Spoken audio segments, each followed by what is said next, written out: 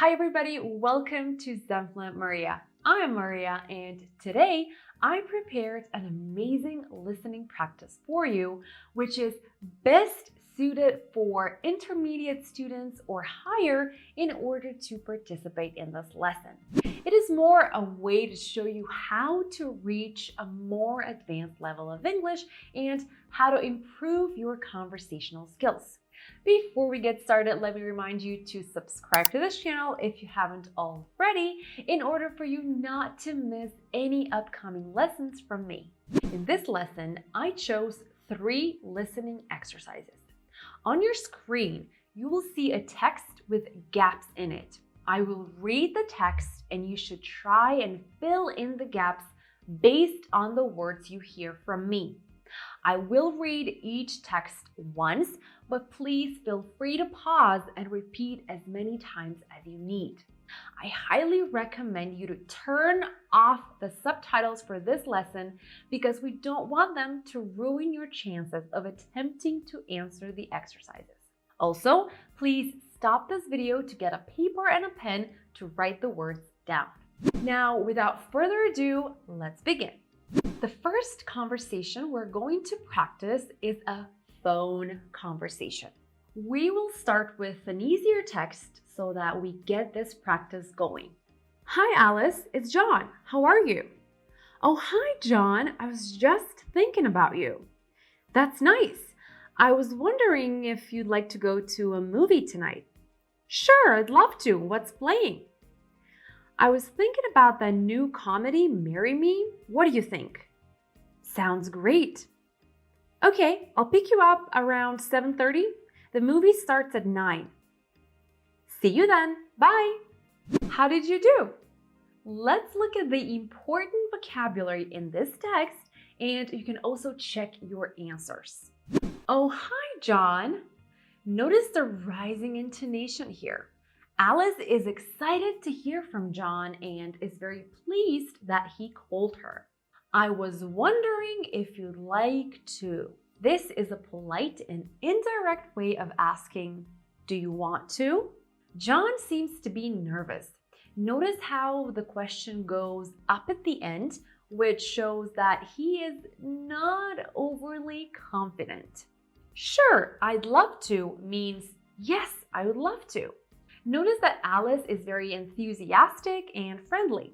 I was thinking about, what do you think? Again, John does not want to appear too bold. He wants to give Alice a chance to suggest a movie. I'll pick you up is an informal way of saying I'll come to your house so that we can go together. The second text we're practicing today is about a conversation in the grocery store. Let's go. Hey John, look at those desserts. How about baking some cookies today?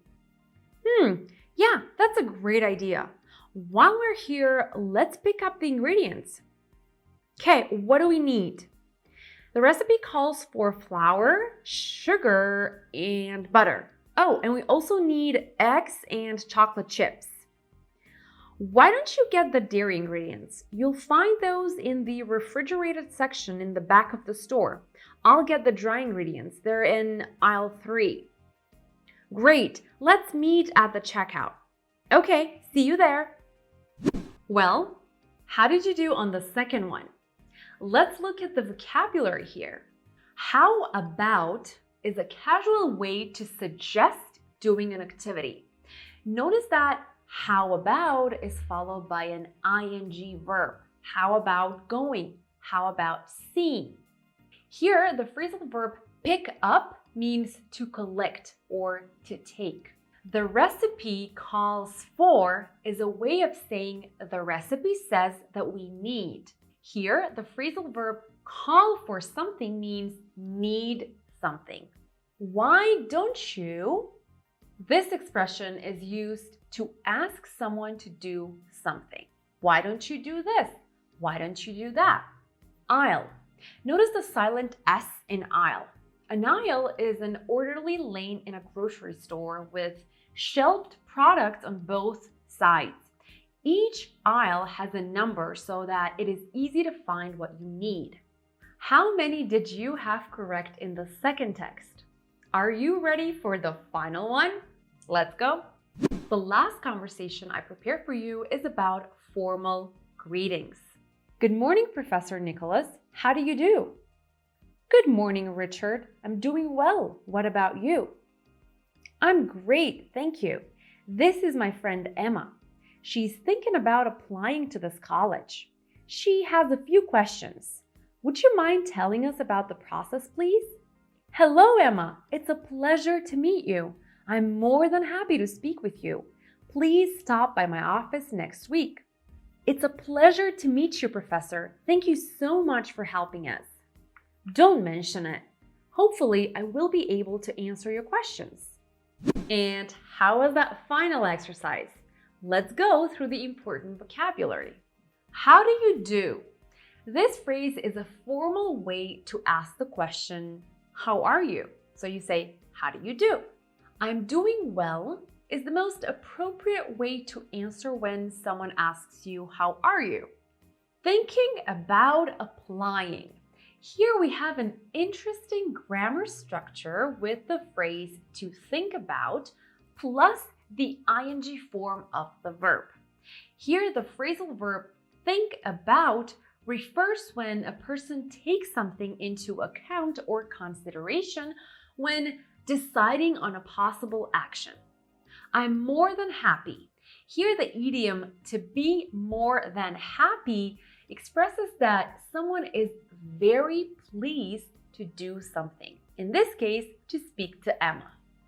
Don't mention it is another way of saying you are welcome. The phrase you are welcome is more formal. Don't mention it is another way of saying you're welcome. Now, the phrase you are welcome is more formal. However, responses such as don't mention it or no problem or happy to help are informal ways of responding to thank you. Well, that's it for today's practice. Did you like it? I'm very curious to know if this lesson was valuable and helpful to you and if you learned something. So please let me know in the comments below. Finally, if you've made it this far and you haven't subscribed yet, make sure to hit that subscribe button and give this video a big thumbs up to support me. Until the next video, I wish you a beautiful day, stay zen, and I'll see you in the next one. Bye.